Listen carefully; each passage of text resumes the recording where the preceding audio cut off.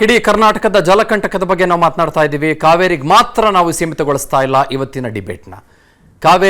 ಕಾವೇರಿ ಕೊಳ್ಳ ಮತ್ತು KRSನ ದುರ್ಗತಿಯನ್ನು ನಾವೀಗಾಗಲೇ ನಿಮ್ಮ ಮುಂದೆ ಸತತವಾಗಿ 24 ಗಂಟೆಗಳ ಕಾಲ ಬಿತ್ತರಿಸುವಂಥ ಕೆಲಸ ಮಾಡಿದ್ದೇವೆ.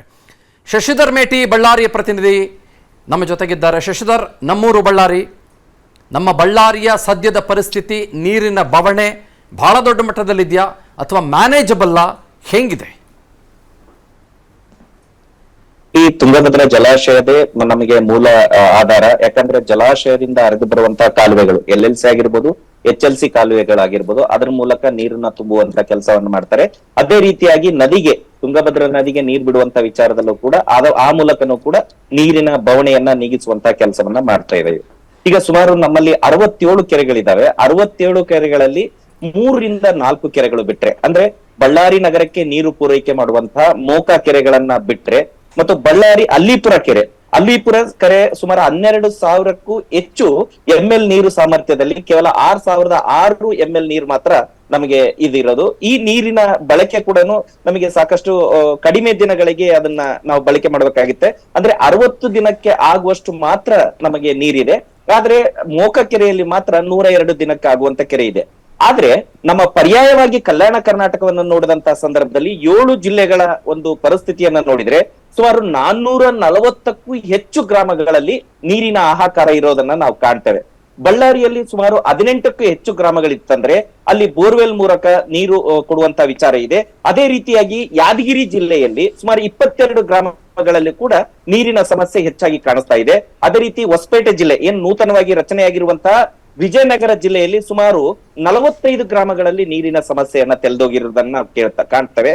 ಮತ್ತು ರಾಯಚೂರು ಜಿಲ್ಲೆಗಳಲ್ಲಿ 60 ರಿಂದ 70 ಗ್ರಾಮಗಳು ಈಗ ಆಲ್ರೆಡಿ ನೀರಿನ ಸಮಸ್ಯೆಯನ್ನ ಹೊಂದಿರುವಂತಹ ಗ್ರಾಮಗಳಂತ ಗುರುತಿಸಿದ್ದಾರೆ. ಮತ್ತು ಕಲಬುರಗಿ ಜಿಲ್ಲೆಯಲ್ಲಿ ಸುಮಾರು 250 ಗ್ರಾಮಗಳು ನೀರಿನ ಬವಣೆಯನ್ನ ಸೃಷ್ಟಿಯಾಗಿರೋದನ್ನ ನಾವು ನೋಡ್ತೇವೆ. ಅದೇ ರೀತಿ ಕೊಪ್ಪಳದಲ್ಲಿ ಸುಮಾರು 35 ಗ್ರಾಮಗಳಲ್ಲಿ ನೀರಿನ ಸಮಸ್ಯೆಯನ್ನು ಮಾಡ್ತಾರೆ. ಇಲ್ಲಿ ಏನ್ ಮಾಡ್ತಾ ಇದ್ದಾರೆ ಅಂದ್ರೆ ಪರ್ಯಾಯವಾಗಿ ಖಾಸಗಿ ಬೋರ್ವೆಲ್ ಗಳ ಜೊತೆಗೆ ಒಪ್ಪಂದ ಮಾಡ್ಕೊಳ್ತಾ ಇದ್ದಾರೆ ಅಥವಾ ಕೊಳವೆ ಬಾವಿಗಳನ್ನ ರೀಚಾರ್ಜ್ ಮಾಡ್ತಾ ಇದ್ದಾರೆ. ಇನ್ನೊಂದು ದುರಂತ ಏನು ಅಂತಂದ್ರೆ ಈಗ ಆಲ್ರೆಡಿ ಕೊಳವೆ ಬಾವಿಯಲ್ಲಿ ಅಂತರ್ಜಲ ಮಟ್ಟ ಕುಸಿತಾ ಇದೆ. ಈಗ 4 ಇಂಚು ಬರುವಂತಹ ನೀರು 2 ಇಂಚಿಗೆ ಇಳಿಕೆ ಆಗಿದೆ. ಕಾರಣ ಏನಂತಂದ್ರೆ ಇಲ್ಲಿ ನೀರಿನ ಬೋಣೆ. ಆಮೇಲೆ ಇದು ಪರ್ಯಾಯವಾಗಿ ನಾವು ಆಲೋಚನೆ ಮಾಡೋದು ಆಯ್ತು ಅಂದ್ರೆ ನದಿಗಳಲ್ಲಿ ಏನ್ ನಡೀತಾ ಇದೆ ಅಂತಂದ್ರೆ ಮರಳು ಗಣಿಗಾರಿಕೆ ನಡೆಯೋದ್ರಿಂದ ಸಹಜವಾಗಿ ಅಂತರ್ಜಲ ಮಟ್ಟ ಕುಸಿತದೆ ಎಂಬುವಂತ ಕೂಗು. ಆಕ್ಚುಲಿ ನಾವು ನೋಡಿದಂತ ಸಂದರ್ಭದಲ್ಲಿ ಯಾವುದೇ ನದಿ ಹರಿದಂತ ಸಂದರ್ಭದಲ್ಲಿ ಆ ನದಿಯ ಬುಡದಲ್ಲಿರುವಂತಹ ಗ್ರಾಮಗಳು ಎಂತಹ ಬರಗಾಲ ಬಂದ್ರೂ ಕೂಡ ಸೇಫ್ ಆಗಿರ್ತವೆ. ಯಾಕಂದ್ರೆ ಅಂತರ್ಜಲ ಮಟ್ಟ ಇರುತ್ತೆ ಮತ್ತು ಅಲ್ಲಲ್ಲಿ ತಗ್ಗು ಪ್ರದೇಶಗಳು ನೀರಿರ್ತದೆ. ಆದ್ರೆ ಈ ಬಾರಿ ಅತ್ಯಂತ ಘೋರ ಪರಿಸ್ಥಿತಿಯಲ್ಲಿ ಎಲ್ಲಿ ನಾವು ಮೊನ್ನೆ ಬಾಗೇವಾಡಿಗೆ ಹೋದಂತ ಸಂದರ್ಭದಲ್ಲಿ ಅಲ್ಲಿ ನದಿಯಲ್ಲಿ ಪೈಪ್ ಹಾಕಿ ನೀರನ್ನು ಎಳೆಯುವಂತಹ ಪರಿಸ್ಥಿತಿಯನ್ನ ತೆಗೆದವರಿದ್ದಾರೆ. ಅಲ್ಲಿನ ಗ್ರಾಮಸ್ಥರೇ ಆ ನೀರನ್ನ ಪಂಪ್ ಮಾಡಿ, ಅಂದ್ರೆ ಪೈಪ್ ಇಳಿಸಿ ಪಂಪ್ ಮಾಡಿ ನೀರನ್ನ ಬಳಕೆ ಮಾಡುವಂತ ವಿಚಾರ. ಅಂದ್ರೆ ನಿಟ್ಟೂರು ಗ್ರಾಮ ಒಂದು ಹೇಳಿದ್ರು. ನಿಟ್ಟೂರು ಗ್ರಾಮದಲ್ಲಿ ಒಂದು ಸುಮಾರು 300 ಬೋರ್ವೆಲ್ ಅಲ್ಲಿ 150 ಬೋರ್ವೆಲ್ ಕೂಡ ರೀಚಾರ್ಜ್ ಕಡಿಮೆ ಆಗಿದೆ ಅನ್ನುವಂತ ವಿಚಾರವನ್ನ ನಾವು ನೋಡ್ತೇವೆ. ಸುಮಾರು 836 ಒಟ್ಟಾರೆ ಕೆರೆಗಳು ಬರ್ತವೆ. ಅಂದ್ರೆ ಹೆಚ್ಚಿಗೆ ಇಷ್ಟು ಸಮಸ್ಯೆ ಇದೆ. ಅದರಲ್ಲಿ ಬಹುತೇಕ ಕೆರೆಗಳು ಖಾಲಿ ಇದಾವೆ. ಚಂದನ್ ಸರ್, ಹುಡೇದ್, ಬೆಳಗಾವಿಯ ಸದ್ಯದ ಪರಿಸ್ಥಿತಿ ಏನು? ಎಸ್ ಚಂದನ್, ಏನು ಅಂತಂದ್ರೆ ಮುಂದಿನ ಏನು ಚುನಾವಣೆಗಳು ಬರುತ್ತೆ ಆ ಚುನಾವಣೆಗಳಲ್ಲಿ ಬಹುಶಃ ರಾಜಕೀಯ ಪಕ್ಷಗಳು ನೀರಿನ ಗ್ಯಾರಂಟಿಯನ್ನು ಕೊಡಬೇಕಾಗುತ್ತೆ ಅಥವಾ ಅಂತಹ ಒಂದು ಕಾಲ ಬಂದರೆ ನಾವು ಆಶ್ಚರ್ಯ ಪಡಬೇಕಾಗಿಲ್ಲ. ಯಾಕೆಂತಂದ್ರೆ ಈ ಹಿಂದಿನ ಸರ್ಕಾರ ಕಿತ್ತೂರು ಮತ್ತು ಕಲ್ಯಾಣ ಕರ್ನಾಟಕಕ್ಕೆ 5,701 ಕೋಟಿ ರೂಪಾಯಿಯನ್ನ ಮೀಸಲಿಟ್ಟಿತ್ತು. ಅಂದ್ರೆ 13 ಏತ ನೀರಾವರಿ ಯೋಜನೆಗಳಿಗೆ ಹಿಂದಿನ ಸರ್ಕಾರ ಹಣವನ್ನ ಮೀಸಲಿಟ್ಟಿತ್ತು ಮತ್ತು ಅಂದ್ರೆ ಘೋಷಣೆಯನ್ನ ಮಾಡಿತ್ತು. ಆದ್ರೆ ಅದರಲ್ಲಿ ಎಷ್ಟು ಏತ ನೀರಾವರಿ ಯೋಜನೆಗಳು ಅನುಷ್ಠಾನ ಆದವು ಅಂತಂದ್ರೆ ಕೇವಲ ಒಂದೇ ಒಂದು, ಅದು ಅಥಣಿ ತಾಲೂಕಿನ ಅಮ್ಮಾಜೇಶ್ವರಿ ಏತ ನೀರಾವರಿ. ಈ ಬೆಳಗಾವಿ ಆಗಿರ್ಬೋದು, ಬಾಗಲಕೋಟೆ ಆಗಿರ್ಬೋದು, ಬೇರೆ ಬೇರೆ ಜಿಲ್ಲೆಗಳಲ್ಲಿ ಕಿತ್ತೂರು ಕರ್ನಾಟಕ ಮತ್ತು ಕಲ್ಯಾಣ ಕರ್ನಾಟಕದಲ್ಲಿ ಬರುವಂಥ ಬೇರೆ ಬೇರೆ ಜಿಲ್ಲೆಗಳಿಗೆ ಹಿಂದಿನ ಸರ್ಕಾರ ಇಷ್ಟು ಹಣವನ್ನು ಇಟ್ಟಿತ್ತು. ಆದರೆ ಒಂದೇ ಒಂದು ಏತ ನೀರಾವರಿ ಯೋಜನೆ ಈಗ ಅದು ಅಂದರೆ ಫೈನಾನ್ಷಿಯಲ್ ಅಪ್ರೂವಲ್ ತಗೊಂಡು ಅದಕ್ಕೆ ಕೆಲಸ ಇನ್ನೇನು ಪ್ರಾರಂಭ ಆಗಬೇಕು. ಇನ್ನು ಹಿಂದಿನ ಏತ ನೀರಾವರಿ ಯೋಜನೆಗಳನ್ನು ನೋಡೋದಾದ್ರೆ, ಅಂದ್ರೆ ಯಾಕೆ ನಾನು ಏತ ನೀರಾವರಿ ಯೋಜನೆಗಳ ಬಗ್ಗೆ ಮಾತಾಡ್ತೀನಿ ಅಂದ್ರೆ ಇವತ್ತು ಪ್ರೆಸೆಂಟ್ ಬೆಳಗಾವಿ ಜಿಲ್ಲೆಯಲ್ಲಿ 9 ತಾಲೂಕುಗಳಲ್ಲಿ ತೀವ್ರ ಬರ ಇದೆ. ಅದರಲ್ಲಿ 55 ಗ್ರಾಮಗಳಿಗೆ ಕುಡಿಯೋ ನೀರನ್ನ ಅಂದ್ರೆ ಟ್ಯಾಂಕರ್ ಮೂಲಕ ಸಪ್ಲೈ ಮಾಡ್ತಿದ್ದಾರೆ. ಒಂದು ದಿನಕ್ಕೆ 233 ಟ್ಯಾಂಕರ್ಗಳನ್ನ ಸಪ್ಲೈ ಮಾಡುವಂತಹ ಕೆಲಸ ಆಗ್ತಾ ಇದೆ. ಇಲ್ಲಿ ಕೃಷ್ಣಾನಂತ ದೊಡ್ಡ ನದಿ ಇದೆ, ಮಲಪ್ರಭಾ ನದಿ ಇದೆ, ಘಟಪ್ರಭಾ ನದಿ ಇದೆ, ದೂದಗಂಗಾ, ವೇದಗಂಗಾ, ಹಿರಣ್ಯಕೇಶಿ, ಮಾರ್ಕಂಡ್ಯ ಇಷ್ಟೆಲ್ಲಾ ನದಿಗಳು ಹರಿದಿದ್ರು ಕೂಡ ಟ್ಯಾಂಕರ್ ನೀರಿಗೆ ಮೊರೆ ಹೋಗುವಂತಹ ಕೆಲಸ ಇನ್ನೂ ತಪ್ಪಿಲ್ಲ. ಸೊ ಹೀಗಾಗಿ ಮುಂದಿನ ದಿನಗಳಲ್ಲಿ ನೀರಿನ ಗ್ಯಾರಂಟಿಯನ್ನ ಕೊಟ್ಟು ಎಲೆಕ್ಷನ್ಗೆ ಬರುವಂತಹ ಕೆಲಸ ಆಗುತ್ತೆ ಅಂತ ಹೇಳಿ ಹೀಗೆ ನಮಗೆ ಅನಿಸ್ತಾ ಇದೆ. ಸೊ ಯಾಕೆಂತಂದ್ರೆ ಅಂತಹ ಪರಿಸ್ಥಿತಿ ಮತ್ತು ಅಂತಹ ಕ್ಲಿಷ್ಟಕರ ವಾತಾವರಣ ಕುಡಿಯೋ ನೀರಿನ ವಿಚಾರವಾಗಿ ಇದು ಯಾವುದೋ ಅಂದ್ರೆ ಈಗ ಹೊಲಗಳ ಗದ್ದೆಗಳಿಗೆ ಬಳಸ್ಕೊಳ್ಳೋ ವಿಚಾರ ಅಲ್ಲ, ಇದು ಕುಡಿಯೋ ನೀರಿಗೆ ಈ ರೀತಿಯ ಸಮಸ್ಯೆ ಆದ್ರೆ ಮುಂದೆ ಭವಿಷ್ಯ ಹೇಗಿರುತ್ತೆ ಅನ್ನೋದನ್ನ ನೆನೆಸ್ಕೊಳ್ಳೋಕ್ಕೂ ಕೂಡ ಕಷ್ಟ ಆಗುತ್ತೆ. Chandan, right, this is absolutely very serious. ಹುಬ್ಬಳ್ಳಿಯಿಂದ ಪರಶುರಾಮ್ ತಹಸೀಲ್ದಾರ್, ಹುಬ್ಬಳ್ಳಿಯ ಪರಿಸ್ಥಿತಿ ಏನು? ನದಿಗಳ ಸಂರಕ್ಷಣೆ, ಮಹದಾಯಿ ಹೋರಾಟ, ಪರಶುರಾಮ್ ಬಹಳ ದೊಡ್ಡ ಮಟ್ಟದಲ್ಲಿ ಬೇರೆ ಬೇರೆ ಸವಾಲುಗಳನ್ನು ಹುಬ್ಬಳ್ಳಿ, ಧಾರವಾಡ, ಅವಳಿ ನಗರಗಳು ಮತ್ತು ನಮ್ಮ ಉತ್ತರ ಕರ್ನಾಟಕದ ಹಲವು ಜಾಗಗಳು ಇವತ್ತು ಅನುಭವಿಸ್ತಾ ಇದ್ದಾವೆ. ಗೋ ಹೆಡ್ ಆನ್ ದಿಸ್. ಚಂದನ್, ತಾವು ಆರಂಭದಲ್ಲಿ ಹೇಳ್ತಾ ಇದ್ರಿ ಏನಂದ್ರೆ ಕಲ್ಯಾಣ ಕರ್ನಾಟಕ ಮತ್ತು ಕಿತ್ತೂರು ಕರ್ನಾಟಕ ಭಾಗದ ಯುವಕರು ಕೆಲಸವನ್ನ ಅರಿಸಿ ಮಹಾನಗರಗಳತ್ತ ತೆರಳುತ್ತಾರೆ. ಅದರಲ್ಲೂ ವಿಶೇಷವಾಗಿ ಮುಂಬೈ, ಪುಣಾ, ಬೆಂಗಳೂರು, ಗೋವಾ ಭಾಗಕ್ಕೆ ಈ ಭಾಗದ ಜನ ಕೆಲ್ಸಕ್ಕಂತ ತೆರಳುತ್ತಾರೆ. ಮುಖ್ಯವಾಗಿ ಬೇಕಾಗಿರೋದು ಇವರಿಗೆ ಉದ್ಯೋಗ ಸೃಷ್ಟಿ ಆಗ್ಬೇಕು ಅಂತಂದ್ರೆ ಇಲ್ಲಿ ಬಹುಮುಖ್ಯವಾಗಿ ಕೈಗಾರಿಕೆಗಳ ಸ್ಥಾಪನೆ ಆಗ್ಬೇಕಾಗ್ತದೆ. ಕೈಗಾರಿಕೆಗಳ ಸ್ಥಾಪನೆ ಆಗ್ಬೇಕಂದ್ರೆ ಬಹುಮುಖ್ಯವಾಗಿ ಅವರಿಗೆ ಮೂಲಭೂತ ಸೌಲಭ್ಯಗಳನ್ನ ಕೊಡಬೇಕು. ಆ ಮೂಲಭೂತ ಸೌಲಭ್ಯಗಳಲ್ಲಿ ಪ್ರಮುಖ ಪಾತ್ರ ವಹಿಸೋದೇ ನೀರು. ಇಲ್ಲಿ ಕುಡಿಲಿಕ್ಕೆ ನೀರಿಲ್ಲ, ಇಂಡಸ್ಟ್ರಿಗಳಿಗೆ ನೀರ್ ಹೇಗ್ ಕೊಡೋದು? ಇಂಡಸ್ಟ್ರಿಗಳಿಗೆ ನೀರಿಲ್ಲ ಅಂದ್ರೆ ಇಂಡಸ್ಟ್ರಿಗಳು ಬರಲ್ಲ, ಉದ್ಯೋಗ ಸೃಷ್ಟಿ ಆಗಲ್ಲ, ಜನ ವಲಸೆ ಹೋಗೋದು ತಪ್ಪಲ್ಲ. ಈ ಪರಿಸ್ಥಿತಿ ಈ ಭಾಗದ್ದು. ಹೀಗಾಗಿ ಓವರ್ ಆಲ್ ಒಂದು ಆರ್ಥಿಕ ಬೆಳವಣಿಗೆಯ ಮೇಲೆ ಸಾಕಷ್ಟು ಪರಿಣಾಮವನ್ನ ಬೀರ್ತಾ ಇದೆ. ಹುಬ್ಬಳ್ಳಿ, ಧಾರವಾಡದಂತಹ ಅವಳಿ ನಗರಗಳು ಬಹಳಷ್ಟು ತೀವ್ರವಾಗಿ ಬೆಳೀತಾ ಇದಾವೆ. ಆದ್ರೆ ಅದಕ್ಕೆ ತಕ್ಕಂತಹ ಸೌಲಭ್ಯಗಳು, ಮೂಲಭೂತ ಸೌಲಭ್ಯ, ಅದರಲ್ಲೂ ವಿಶೇಷವಾಗಿ ಕುಡಿಯುವ ನೀರು ಅಭಾವ ಸೃಷ್ಟಿ ಆಗ್ತಾ ಇರೋದು ಕಂಡು ಬರ್ತಾ ಇದೆ. ಮಹದಾಯಿ ಮತ್ತು ಕಳಸಾ ಬಂಡೂರಿ ಯೋಜನೆ ಜಾರಿಗಾಗಿ ರೈತರು ಕಳೆದ 3 ದಶಕಗಳಿಂದ ನಿರಂತರವಾಗಿ ಹೋರಾಟ ಮಾಡ್ತಾ ಬಂದ್ರು ಕೂಡ ಕುಡಿಯುವ ನೀರನ್ನ ಅವರಿಗೆ ನಾವು ಕೊಡ್ಲಿಕ್ಕೆ ಆಗ್ತಾ ಇಲ್ಲ. ಹುಬ್ಬಳ್ಳಿ, ಧಾರವಾಡದಂತಹ ಅವಳಿ ನಗರಕ್ಕೆ ಸುಮಾರು 240 MLD ನೀರು ಪ್ರತಿನಿತ್ಯ ಬೇಕಾಗ್ತದೆ.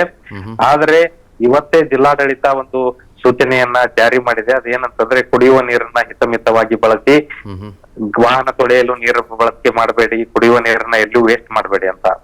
ಇಂತಹ ದೊಡ್ಡ ಮಹಾನಗರದಲ್ಲಿ 8 ರಿಂದ 10 ದಿನಕ್ಕೆ ಒಮ್ಮೆ ನೀರು ಬರುವಂತಹ ಕೆಲಸ ಆಗ್ತಾ ಇದೆ. ಬರುವಂತಹ ನೀರು ಏನು 5 ದಿನಕ್ಕೆ ಪೂರೈಕೆ ಮಾಡ್ತೇವೆ ಅನ್ನುವಂತ ಭರವಸೆ ಇತ್ತು, ಅದು ಕೂಡ ಭರವಸೆಯಾಗಿ ಉಳಿದಿದೆ. ಕುಡಿಲಿಕ್ಕೆ ಕೂಡ ನೀರು ಬರ್ತಾ ಇಲ್ಲ. ಜೊತೆಗೆ ಗ್ರಾಮೀಣ ಪ್ರದೇಶದಲ್ಲಿ ಇನ್ನಷ್ಟು ಭೀಕರವಾದಂತಹ ಪರಿಸ್ಥಿತಿ ಇದೆ. ಅದರಲ್ಲೂ ಕುಂದಗೋಳ ಮತ್ತು ನವಲಗುಂದ ಭಾಗದಲ್ಲಿ ಕೆರೆಗಳನ್ನ ಜನ ಅವಲಂಬಿಸಿದ್ದಾರೆ. ಕೆರೆಯಿಂದ ನೀರನ್ನ ತಂದು ಜನ ಪ್ರತಿನಿತ್ಯ ಬಳಕೆ ಮಾಡಬೇಕು, ಅಲ್ಲಿ ಕೆರೆಗಳು ಬತ್ತಿ ಹೋಗಿದಾವೆ. ಹೀಗಾಗಿ ಟ್ಯಾಂಕರ್ ಮೂಲಕ ನೀರು ಪೂರೈಸುವಂತಹ ಕೆಲಸ ಆಗ್ತಾ ಇದೆ. ಇದೇ ಸ್ಥಿತಿ ಗದಗ್ ಮತ್ತು ಹಾವೇರಿ ಭಾಗದಲ್ಲಿಯೂ ಇದೆ. ಗದಗ್ನಂತಹ ಮಹಾನಗರದಲ್ಲಿಯೇ 10, 12, 14 ದಿನಗಳೊಮ್ಮೆ ನೀರು ಪೂರೈಸುವಂತಹ ಪರಿಸ್ಥಿತಿ ಈಗ ನಮ್ಮ ಎದುರಿಗಿದೆ. ಇದೆಲ್ಲ ಗಮನಿಸಿದಾಗ ಈ ಭಾಗದಲ್ಲಿ, ಅದರಲ್ಲೂ ವಿಶೇಷವಾಗಿ ನಾನು ಧಾರವಾಡ ಜಿಲ್ಲೆಗೆ ಮಾತಾಡೋದಾದ್ರೆ, ಬಾರೆಮಲೆನಾಡು ಅಂತ ಕರೆಯಲ್ಪಡುವಂತಹ ಕಲಘಟಗಿ ತಾಲೂಕೇನಿದೆ, ಅಲ್ಲಿ ಸುಮಾರು 1000ಕ್ಕೂ ಹೆಚ್ಚು ಕೆರೆಗಳಿದಾವೆ ಅಂತ ಹೇಳ್ತಾ ಇದ್ರು. ಈಗ ಅಲ್ಲಿ ಹುಡುಕಿದ್ರು ಕೂಡ ಬೆರಳೆಣಿಕೆ ಹೆಚ್ಚು ಕೆರೆಗಳಿಲ್ಲ. ನಾವು ನೀರಿನ ನಿರ್ವಹಣೆ ಮತ್ತು ಅದನ್ನ ಹೆಂಗೆ ಸಂಗ್ರಹಿಸಿಡಬೇಕು ಅನ್ನುವುದರಲ್ಲಿ ವಿಫಲವಾಗಿದ್ದೀವಿ ಅನ್ನುವಂಥದ್ದು ಸ್ಪಷ್ಟವಾಗಿ ಕಂಡು ಬರ್ತಾ ಇದೆ.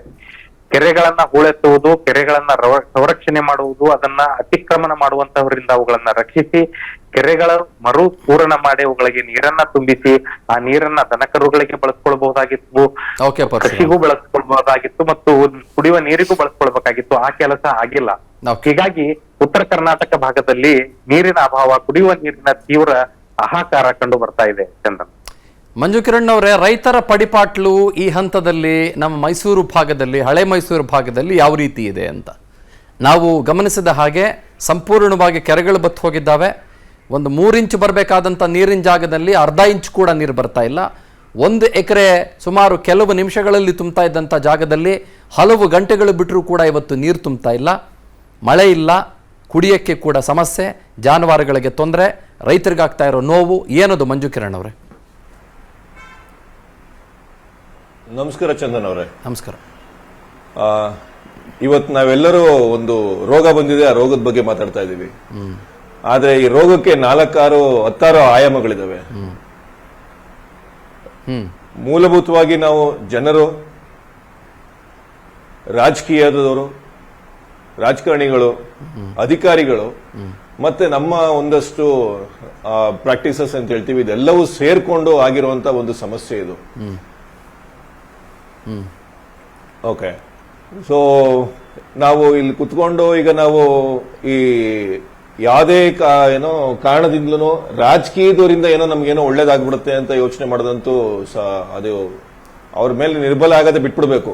ಓಕೆ, ಇವರ ರಾಜಕೀಯ ತೆವಲುಗಳಿಗೆ ನಮ್ಮ ಮಧ್ಯೆ ಏನು ತುಂಬಾ ಎಕೋ ಆಗ್ತದೆ. ಸಾರಿ, ನಂದು ಮಾತು ನನಗೆ ವಾಪಸ್ ಕೇಳಿಸ್ತಾ ಇದೆ. ನೀವು ಒಂದು ಕೆಲಸ ಮಾಡಿ, ಹೆಡ್ಫೋನ್ನ ತೆಗೆದಾಕ್ಬಿಡಿ, ನಿಮ್ಮ ಕಿವಿಲಿರೋದು. ನಾನು ನಿಮ್ಮ ಮಾತನ್ನು ಕೇಳಿಸ್ಕೊಳ್ತಾ ಹೋಗ್ತೀನಿ.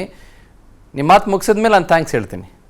ನಾನು ಮಾತಾಡ್ತೀನಿ. ಈಗ ಬೇಸಿಕಲಿ ಏನಾಗ್ತಾ ಇದೆ ಅಂತ ಹೇಳಿದ್ರೆ, ಈ ರಾಜಕೀಯದವರು ಈಗ ಹಾಲಿ ಏನು ಸರ್ಕಾರದಲ್ಲಿದೆ, ಏನು ಕಾಂಗ್ರೆಸ್ ಪಕ್ಷ ಇದೆ, ಇದೇ ಕಾಂಗ್ರೆಸ್ ಪಕ್ಷ ಮೇಕೆದಾಟು ವಿಚಾರವಾಗಿ ಡಿ ಕೆ ಶಿವಕುಮಾರ್ ಅವರು ರಾಮನಗರದಿಂದ ಆ ಬಾರ್ಡರ್ವರೆಗೂ ನೋಡ್ಕೊಂಡು ಹೋದ್ರು. ಇನ್ನೊಂದು ಕಡೆ ಅದೇ ಸಮಯದಲ್ಲಿ ಇವತ್ತೇನು ಬಿಜೆಪಿ ಪಕ್ಷದವರು ಈ ಆಡಳಿತ ಪಕ್ಷದಲ್ಲಿರೋರಿಗೆ ದೊಡ್ಡ ಮಟ್ಟದಲ್ಲಿ ಒಂದು ಪ್ರತಿರೋಧವನ್ನು ವ್ಯಕ್ತಪಡಿಸ್ತಾ ಇದ್ದಾರೆ. ಇವ್ರದೇ ಪಕ್ಷದಂತಾದಂತ ಅಣ್ಣಾಮಲೈ ಅಲ್ಲಿ ಕೂತ್ಕೊಂಡು ಯಾವುದೇ ಕಾರಣಕ್ಕೂ ಡ್ಯಾಮ್ ಮಾಡಕ್ ಬಿಡಲ್ಲ ಅಂತೇಳಿ ಅವ್ರು ಅಲ್ಲಿ ಉಪವಾಸ ಸತ್ಯಾಗ್ರಹ ಕೂರ್ತಾರೆ. ನನ್ನ ರಾಜ್ಯದ 21 ಎಂಪಿಗಳು ಕೈ ಕೊಟ್ಟುಕೊಂಡು ಅಸಮರ್ಥರ ತರ ಯಾವುದೋ ಮಹದಾಯಿ ವಿಚಾರದಲ್ಲಿ ಮಹಾರಾಷ್ಟ್ರದಲ್ಲಿ ಮತ್ತೆ ಗೋವಾದಲ್ಲಿ ಇದೇ ಬಿಜೆಪಿ ಸರ್ಕಾರಗಳಿದ್ದಾಗ ಅವ್ರ ಮುಂದೆ ಒಂದು ಅಸಹಾಯಕವಾಗಿ ಕೈ ಕಟ್ಟಿಕೊಂಡು ಸ್ಲೇವ್ಗಳ ತರ ನಿಂತ್ಕೊಂತಾರೆ. ಇವ್ರುಗಳಿಗೆ ಸಮಸ್ಯೆಗಳು ಬದುಕಿರೋವರೆಗೂ, ಈ ರಾಜ್ಯದ ಜನರ ಸಮಸ್ಯೆಯಲ್ಲಿ ಬದುಕಿರೋವರೆಗೂ ಇವ್ರ ರಾಜಕೀಯ ತೆವಲುಗಳಿಗೆ ಇವ್ರಿಗೆ ದಾರಿ ಇದೆ ಅನ್ನೋದಕ್ಕೋಸ್ಕರ ಇವ್ರು ಯಾವುದೇ ಕಾರಣಕ್ಕೂ ಒಂದು ರಾಜಕೀಯವಾಗಿ ಇದಕ್ಕೆ ಯಾವುದೇ ರೀತಿಯಾದ ಒಂದು ಉತ್ತರ ಕೊಡಲ್ಲ ಅನ್ನೋದು ನಮ್ಗೆ ಅರ್ಥ ಆಗ್ಬಿಟ್ಟಿದೆ. ರೈಟ್.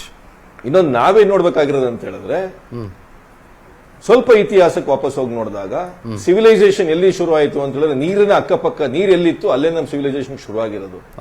ಅದನ್ನಾದ್ರೂ ನೋಡ್ಕೊಂಡು ನಾವು ಕಲಿಬೇಕಿತ್ತು ಪಾಠನ. ಇವತ್ತೇನ್ ಮಾಡ್ತಾ ಇದೀವಿ, ಕೆರೆಗಳಲ್ಲಿ ನಮ್ಮ ಬ್ಯಾಂಗ್ಳೂರಲ್ಲಿ ಎಷ್ಟೋ ಕೆರೆಗಳಲ್ಲಿ ಅಪಾರ್ಟ್ಮೆಂಟ್ ಕಟ್ಕೊಂಡಿದೀವಿ, ರಾಜಕಾಲುವೆಗಳನ್ನ ಮುಚ್ಚಿಬಿಟ್ಟು ಅದ್ರ ಮೇಲೆ ಬಡಾವಣೆಗಳನ್ನ ಮಾಡ್ಕೊಂಡಿದೀವಿ. ಬರೀ ಬೆಂಗಳೂರು ಒಂದೇ ಅಲ್ಲ, ಯಾವುದೇ ರೀತಿಯ ಮೈಸೂರು ಇರಬಹುದು, ಯಾವುದೇ ಪಟ್ಟಣ ನಗರ ಪ್ರದೇಶಗಳು ಬಂದ್ರೆ ಎಲ್ಲಾ ಕಡೆ ನಾವು ಕೆರೆಗಳನ್ನ ಮತ್ತೆ ರಾಜಕಾಲುವೆಗಳನ್ನ ಮುಚ್ಚಿ ಅಪಾರ್ಟ್ಮೆಂಟ್ಗಳು ಮತ್ತೆ ಲೇಔಟ್ಗಳು ಮಾಡ್ತಾ ಇದೀವಿ. ಅಂಡ್ ಅದಕ್ಕೆ ಇದೇ ಅಧಿಕಾರಿಗಳು ಕ್ಲಿಯರೆನ್ಸ್ ಕೊಡ್ತಾ ಕೂತ್ಕೊಂಡಿದ್ದಾರೆ. ಇನ್ನೊಂದು ಕಡೆ ಹೋದ್ರೆ ನಾವು ಕಾಡನ್ನ ವಿನಾಶ ಮಾಡ್ಕೊಂಡ್ ಬರ್ತಾ ಇದೀವಿ. ಚಿಕ್ಕ ಮಕ್ಕಳೆಲ್ಲ ಇದ್ದಾಗೆಲ್ಲ ನೋಡ್ತಾ ಇದೀವಿ, ಮರ ಇದ್ದರೆ ಮಳೆ, ಮಳೆ ಇದ್ದರೆ ಬೆಳೆ, ಮರ ಇದ್ದರೆ ನಗರ, ಊರು ಅಂತ ಹೇಳ್ತಾ ನೋಡ್ತಾ ಇದೀವಿ. ಇದನ್ನ ಎಲ್ಲಿದೆ ಇವತ್ತು ಅವೆಲ್ಲ? ಕಾಡನ್ನ ಸಂಪೂರ್ಣವಾಗಿ ನಾಶ ಮಾಡಿದೀವಿ. ಕಾಡನ್ನ ಸಂಪೂರ್ಣವಾಗಿ ನಾಶ ಮಾಡಿರೋದ್ರದ್ದು ನಾವು ಎಫೆಕ್ಟ್ ಇವತ್ತು ನಮ್ಮ ಡ್ಯಾಮ್ಗಳಲ್ಲಿ ನೀರು ಬರ್ತಾ ಇಲ್ಲ. ಅದ್ರದ್ದು ಇನ್ನೊಂದು ಎಫೆಕ್ಟ್ ಏನಂತ ಕಾಡು ಪ್ರಾಣಿಗಳು ಊರಿಗೆ ಬರ್ತಾ ಇದಾವೆ, ಇವತ್ತು ಬೆಳೆಗಳ ನಾಶ ಆಗ್ತಾ ಇದಾವೆ. ಸೊ ಹಾಗಾಗಿ ಚಂದನ್ ಅವರೇ, ನಾವು ಒಂದೇ ಒಂದು ಆಯಾಮದಲ್ಲಿ ನೋಡ್ಬೇಕು ಅಂತ ಹೇಳಿದ್ರೆ ಇದು ಖಂಡಿತವಾಗಿ ಇದು ಒಬ್ರು ಕಾರಣ ಅಲ್ಲ, ಒಟ್ಟಾರೆಯಾಗಿ ನಾನು ಅದರಲ್ಲಿ ಜನಗಳು ಕೂಡ ಅಂತ ಹೇಳಿದ್ವಿ. ನಾವು ಒಬ್ಬ ನಾಗರಿಕನಾಗಿ, ರೈತರಾಗಿ, ಈಗ ರೈತರು ಅಂದ ತಕ್ಷಣ ನಾನು ಹೇಳೋದೇನಂತ ಹೇಳಿದ್ರೆ, ನಾವು ಬಳಸ್ತಾ ಇರೋದು ರಾಸಾಯನಿಕ ಪದಾರ್ಥಗಳಿಂದ ಇವತ್ತು ನನ್ನ ಮಣ್ಣು ಸಿಮೆಂಟ್ ಆದಂಗೆ ಆಗ್ತಾ ಇದೆ. ಹಳೇ ಇದು ನಮ್ದು ನೈಸರ್ಗಿಕ ಪದ್ಧತಿಯಲ್ಲಿ ನಾವೇನು ಕೃಷಿ ಮಾಡ್ತಾ ಇದ್ವಿ, ಇಷ್ಟೆಲ್ಲ ಅವಾಗ ಒಬ್ರು ಹಿರಿಯರು ಮಾತಾಡ್ತಾ ಇದ್ರು. ಹೇಳಿದ್ರು, ಎಂದೂ ಕಂಡರಿಯದಂತ ಮಳೆ ಬಂತು ಈಗ 1-2 ವರ್ಷದಿಂದ ಅಂತ. ನೀರು ಎಲ್ಲೋಯ್ತು? ಯಾಕೆ ಇಂಗ್ಲಿಲ್ಲ ನೀರೊಳಗಡೆಗೆ? ನಾವು ಉಪಯೋಗಿಸ್ತಾ ಇರೋ ರಾಸಾಯನಿಕ ಪದಾರ್ಥಗಳಿಂದ ನೀರು ಇಂಗ್ಲಿಲ್ಲ ನಮ್ಮ ಇದಕ್ಕೆ, ಯಾವುದು ಭೂಮಿ ಒಳಗಡೆಗೆ. ಸೊ ನಾವು ಕಾರಣ ಇದ್ದೀವಿ, ಒಟ್ಟಾರೆಯಾಗಿ ನಾವೆಲ್ಲರೂ ಕಾರಣ ಇದ್ದೀವಿ. ನಮ್ಮ ಜೀವನ ಶೈಲಿಗಳನ್ನ ಮತ್ತೆ ನಮ್ಮ ಪದ್ಧತಿಗಳನ್ನ ನಾವು ಬದಲಾಯಿಸ್ಕೊಳ್ಳಿಲ್ಲ ಅಂತ ಹೇಳಿದ್ರೆ, ಈಗ ಯಾರೋ ಒಬ್ರು ಮಾತಾಡ್ತಾ ಇದ್ರು ಮುಂದಿನ ದಿನಗಳಲ್ಲಿ ನೀರಿನ ಗ್ಯಾರಂಟಿ ಕೊಡಬೇಕು ಅಂತ. ನೀರಿದ್ರೆ ಗ್ಯಾರಂಟಿ ಕೊಡಬೇಕು, ನೀರೇ ಇರಲ್ಲ. ಯಾವ್ದು ಒಂದು ಡ್ಯಾಮ್ ಅಲ್ಲಿ ಒಂದು ಹಾವಿನ ಮರಿ ಸತ್ತಾಗಿದೆ ಅಂತ ನೀವೇನ್ ತೋರಿಸ್ತಾ ಇದೀರಲ್ಲ, ಅದೇ ರೀತಿ ನಾವೆಲ್ಲ ಒಂದಿನ ಬೀದಿಗಳಲ್ಲಿ ಸಾಯ್ತೀವಿ ನೀರಿಲ್ಲ ಅನ್ನೋದಕ್ಕೋಸ್ಕರ. ಅನುಕ್ಷಣದ ಸುದ್ದಿಗಳಿಗಾಗಿ ವಿಸ್ತಾರ ನ್ಯೂಸ್ ಯೂಟ್ಯೂಬ್ ಚಾನೆಲ್ ಸಬ್ಸ್ಕ್ರೈಬ್ ಮಾಡಿ. ಹೊಸ ಸುದ್ದಿಗಳ ನೋಟಿಫಿಕೇಶನ್ಗಾಗಿ ಬೆಲ್ ಐಕಾನ್ ಕ್ಲಿಕ್ ಮಾಡಿ. ಲೇಟೆಸ್ಟ್ ಅಪ್ಡೇಟ್ಸ್ಗಾಗಿ www.vistaranews.com ವೆಬ್ಸೈಟ್ಗೆ ವಿಸಿಟ್ ಮಾಡಿ. ಅಂಗೈಯಲ್ಲೇ ಜಗತ್ತಿನ ಸುದ್ದಿ ತಿಳಿಯಲು ವಿಸ್ತಾರ ನ್ಯೂಸ್ ಕನ್ನಡ ಆಪ್ ಡೌನ್ಲೋಡ್ ಮಾಡಿ.